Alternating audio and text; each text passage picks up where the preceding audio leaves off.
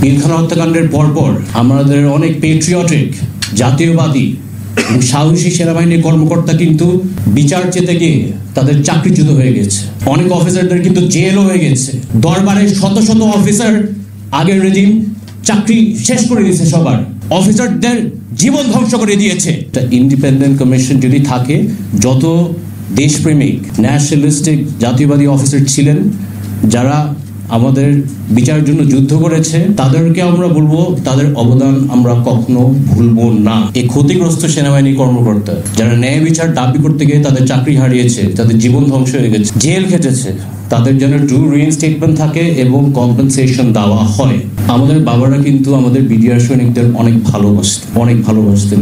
আমরা শহীদ পরিবারের সবাই মনে করি নির্দোষ বিডিআর সৈনিক যারা এখন জেল খাচ্ছে, সুষ্ঠু তদন্তের মাধ্যমে যেন তাদের মুক্তি দেওয়া হয়। তারা জেল খাটবে, তাদের পরিবারও কিন্তু আমাদের দায়িত্ব। আমাদের বাবারা যেহেতু দেখে রাখতো, আমরাও দেখে রাখা উচিত যতটুকু আমরা পারি। সাংবাদিক ভাইরা, আপনারও কিন্তু কম নির্যাতন সম্মুখীন হয়নি, আপনাদের ফ্যামিলিদেরও কিন্তু থ্রেট দেওয়া হতো, সবকিছু কিন্তু আপনারা প্রকাশ করতে পারতেন না।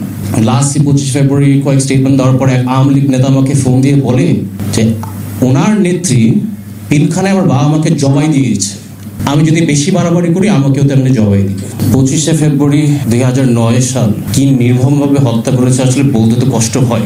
ড্রেনে আমাদের অফিসারদের লাশ বেঁচে দিয়েছে, বডি মিউটিলেট করে দিয়েছে, ব্যান্ডেডদের খোঁচা দিয়ে শেষ করে দিয়েছে। আর বাবাকে কেমনে মারলো, আমরা মার সাথে কি করছি? আমি সরাসরি বলে দিই, পৃথিবীর ইতিহাসে আমার মনে হয় না কোনো ইভেন্ট হয়েছে যেখানে একটা সিটিং প্রধানমন্ত্রী একটা বিদেশি রাষ্ট্রের সাথে ষড়যন্ত্র করে বাংলাদেশের রাজধানীর বুকে 57 সেনা অফিসার হত্যা করে। এই কারণে আমরা শহীদ সেনা দিবস দাবি করছি।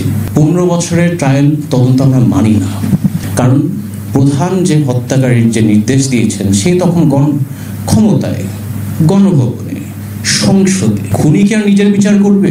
মুখ বন্ধ করে দেখতে হয়েছে কেমনে সে তদন্ত ম্যানিপুলেট করলো, ট্রায়াল ম্যানিপুলেট করলো, ডাল ভাতের কথা বললো, ওই কথা বললো, নীরবতা পালন করে সহ্য করতে হয়েছে।